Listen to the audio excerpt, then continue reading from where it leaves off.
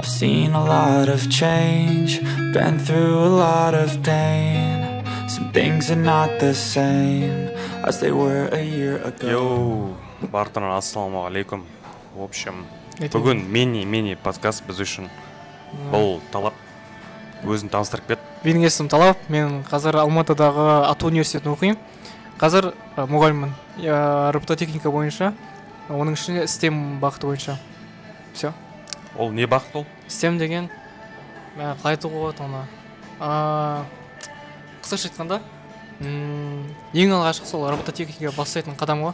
Мысалға оның ішінде Lego бар, Ego-Level, Spike, әртүрлі варианттар бар, жаңа Lego-мен. Одан кейінгі түрі уже более электроника, жаңағы датчиктер пайдаланып көреді, балдар кішкентай. Сол пайдаланып көру арқылы сол бойынша уже не бастайды. Енді қайтсам екен. Жаңағыдай Айтар, не ой келеді, бәрін айтар. Смело сөйлей береді. Уже осы электроника бойынша, техникалық бағыт бойынша уже түсінік қалыптаса бастайды сол Arduino бойынша. Вот мен соны оқытамын.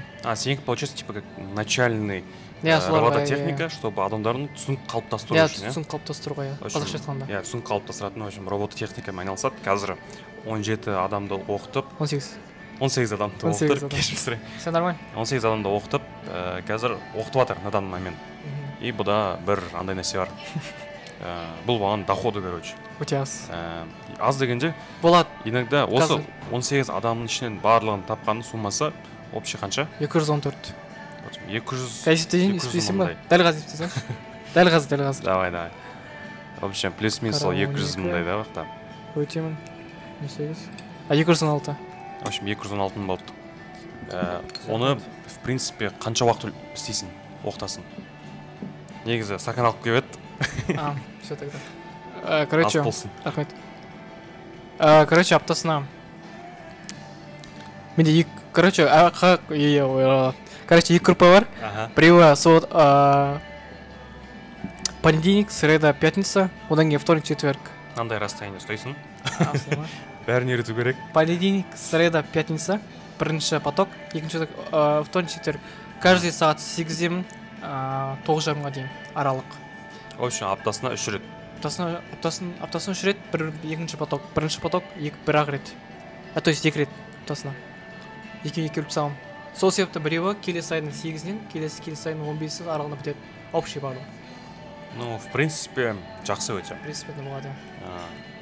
Негізі былай қарайтын болсақ, просто видишь, мен де бір өзімнің қосатын үлесім бар бұл бизнесқа, бұл жасайтын жасатқа дүниені.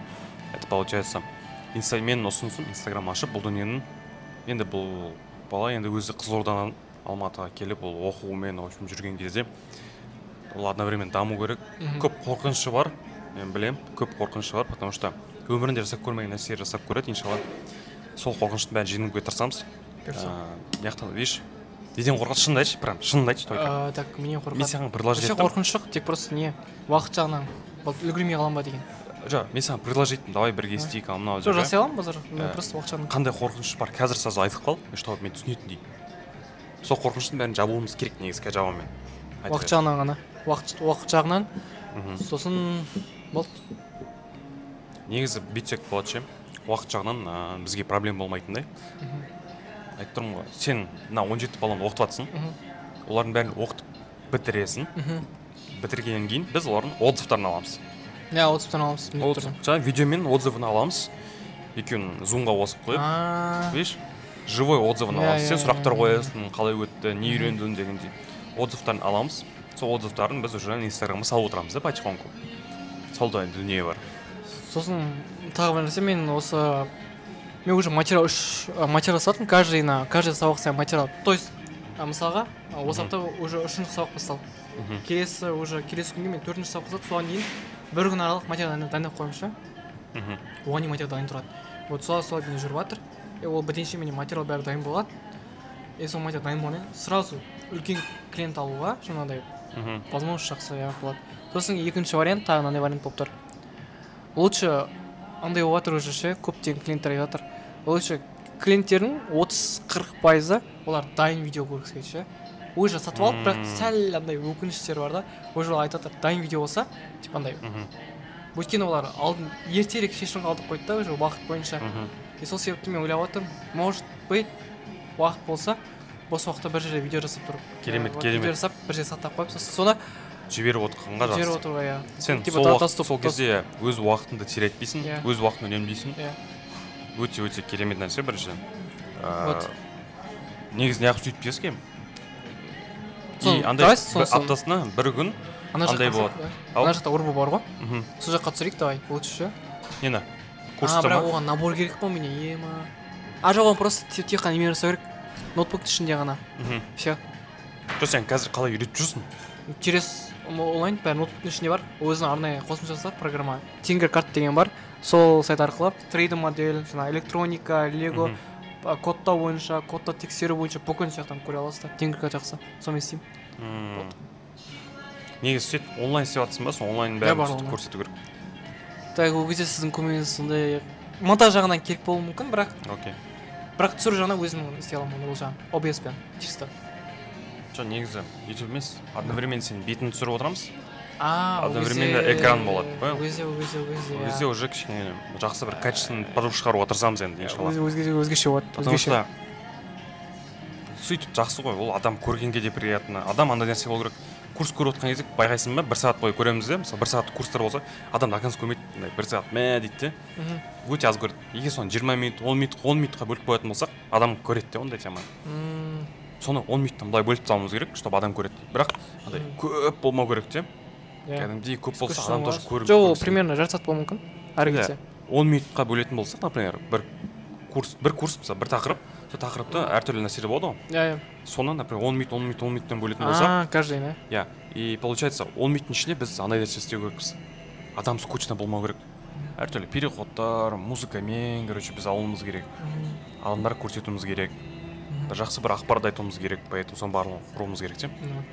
В принципе, Instagram сайтын 15 ноябрьде сен уже полный барлығын осы 18 баланы бітіріп оқытып дайындаймын дейтін, дұрыс па?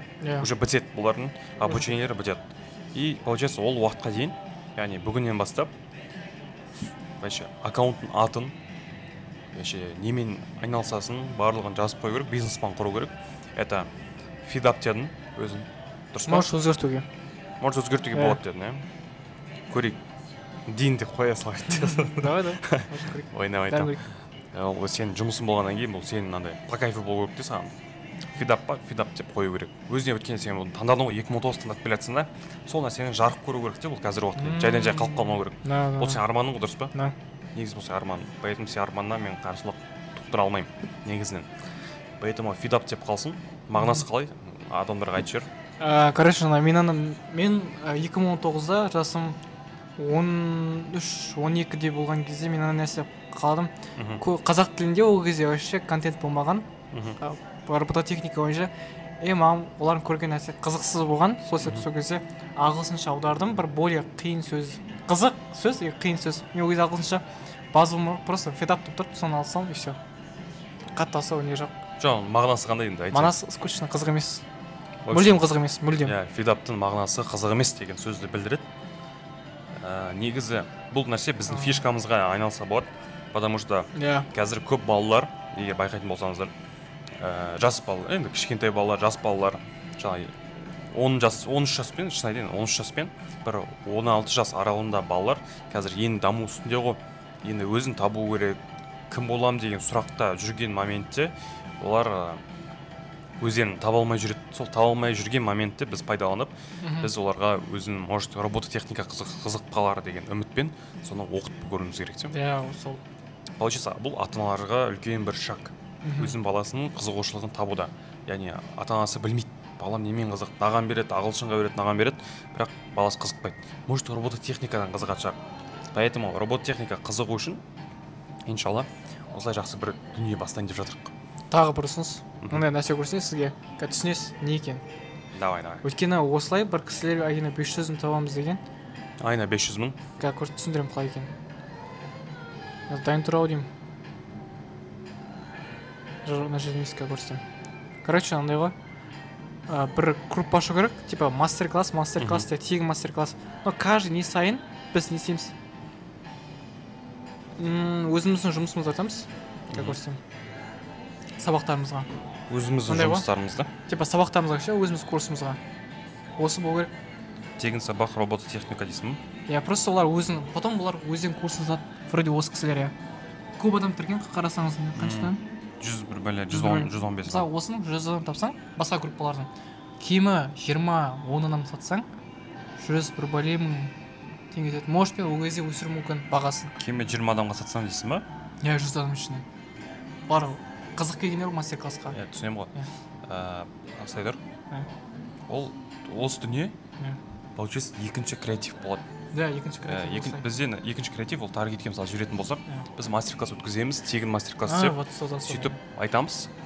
Кейін сол тегін мастер-классқа тіркелген адамдар осылай через Zoom кіреді ғой, өз уақытында кіреді определенный. Сол моментте уже чатқа тіркеледі, тегін ақпарат алады. Соның барлығына, в общем, соңында келіп сатасың ғой, дұрыс па? Ол екінші способ, бірақ основной способ бізде креативтер жіберу, реклама жіберу, рекламадан клиент алу, сол балаларды уже тіркеу, ол группаға бөлу. И бір группада қанша адам саған ыңғайлы болады негізі оқытқан? Не жоқ. Айырмашылық жоқ. Қатты сол айырмашылық жоқ. Негізі былай қарап отырсың ғой? 30 болса нормально, 30-ға дейін көтере аламын барлығын. Не, 30-ға дейін, 30 баланы сменен көтересің. Енді бүйтейік.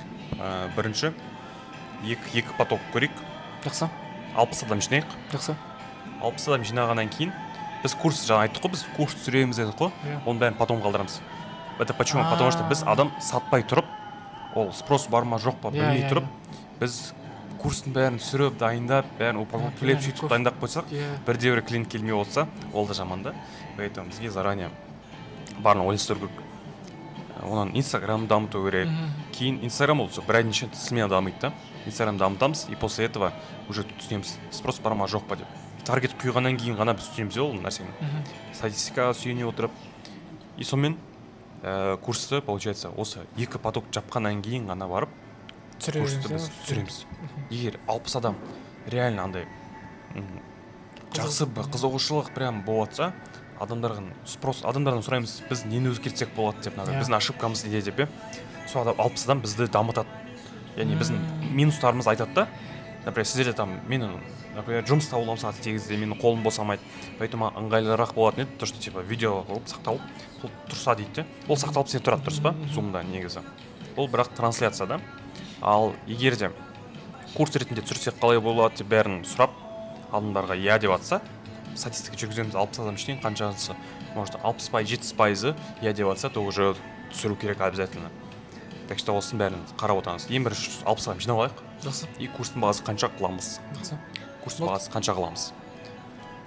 Так, мен мұғалімдердің көтере алатын ақшасына айтатын болсам, максимум 15 мың. Қазір таңда онлайн бойынша, если олардың көбісі не тағы бір минус тапты мен. Оларға сертификат қажет екен. Если бізде сертификат беретін болса біздің курстан, тогда 17 мың, 22 мың теңгеге дейін сатылса болады. Но ол сатылса, ол өткен көп сатылуы мүмкін, өйткені көп мұғалім менен скидка сұраған болатын.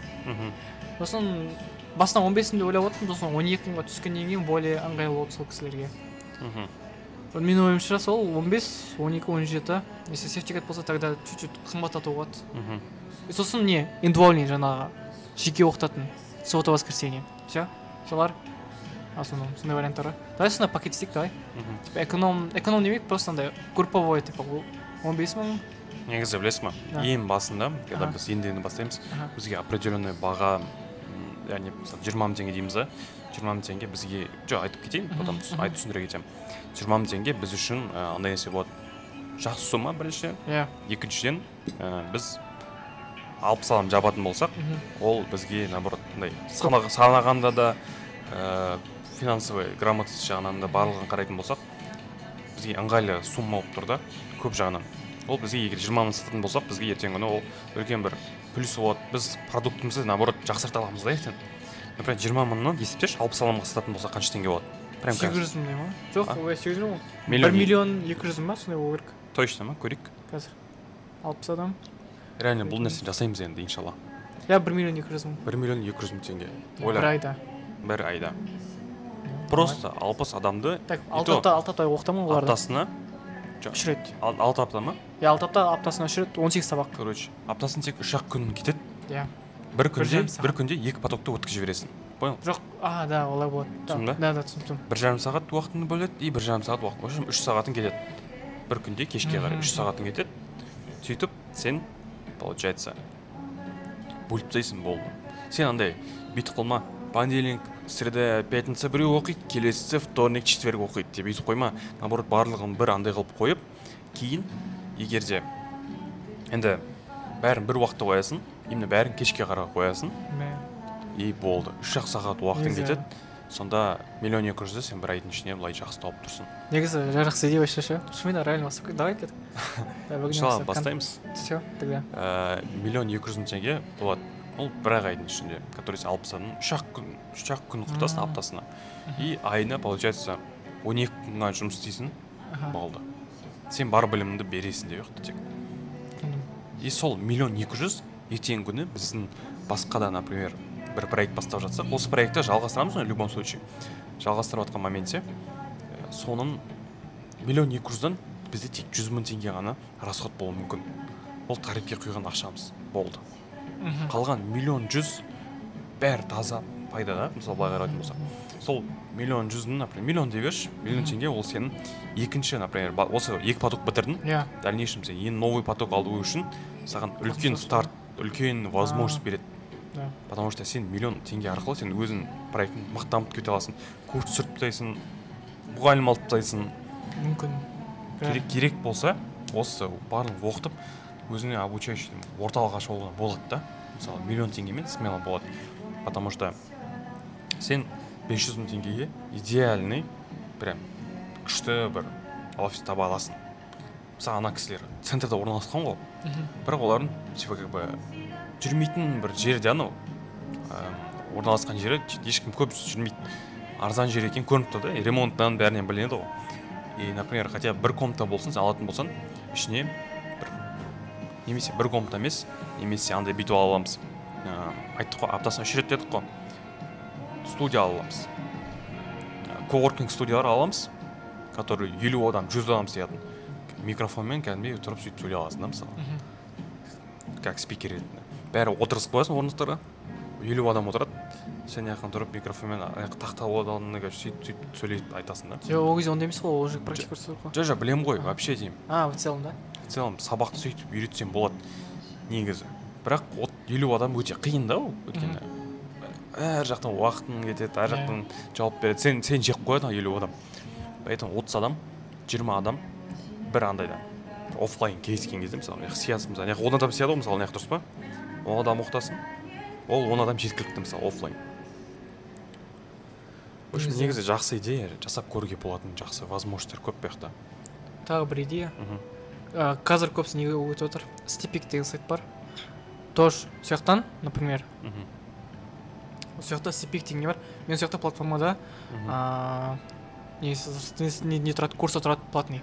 Осы российский не? Университеттердің компанияларының курстары жақсы сатылады сол жақта.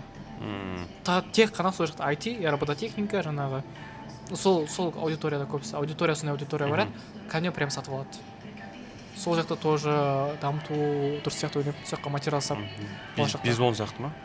Бизон арқылы сен бір трансляция өткізесің де, сол жақта қалып қалады сабақ. Жоқ, ондай емес. Ояққа кәдімгі андай файл жібересің, текстін толтырасың, каждый слайд потом несе өтеді, келесі слой бойынша. Білем. Андай ғой. Орыстардың программасы бар. Стипик деген. Сол сияқты программа, тоже сайт. Сол жақтан получается курстарды, get-курс. Да, типа сондай. Сол білесің бе, get-курсты? Иә, білем. Сол сияқты ғой, получается. Өзінің аккаунты болады дейсің. Иә. Қандай курстары бар. Иә. Описание, сол слайдтар тұрады. Қосымша доход ретінде. Бәрі тұрады, короче. Иә, сол негізі 1 000 000 теңгемен сол нәрсенің бәрін негізі істеуге болатын дүние. Бәрін істеуге болады. Негізі, де. Главное сол. 60 адамды оқытып көрейік. 60 адам тез жиналады. Гарантия беремін. Смело жиналады. Потому что 30 бен 30-ға бөлеміз. Уже аудиторияға байланысты. Мықты кішкентай балалар, мықты үлкен балалар да. Сол 60 адам жинаймыз, иншалла, и все. В принципе. Тарифке бірақ $15 3 күн $45 құртып көреміз. Болды. Өтіп атса, уже дальше сала береміз үлкен сумма. Өтпей жатса қайта түсіріп сөйтіп көреміз. В принципе, $50 деген сол қанша теңге? Ол 20, максимум 25 теңге дейік. 25 теңге кетеді. Но ол тестовый период үшін біздің. В принципе, көрейік. Все, давай. Тогда иншалла бастаймыз. болды рахмет Подкаст бітті.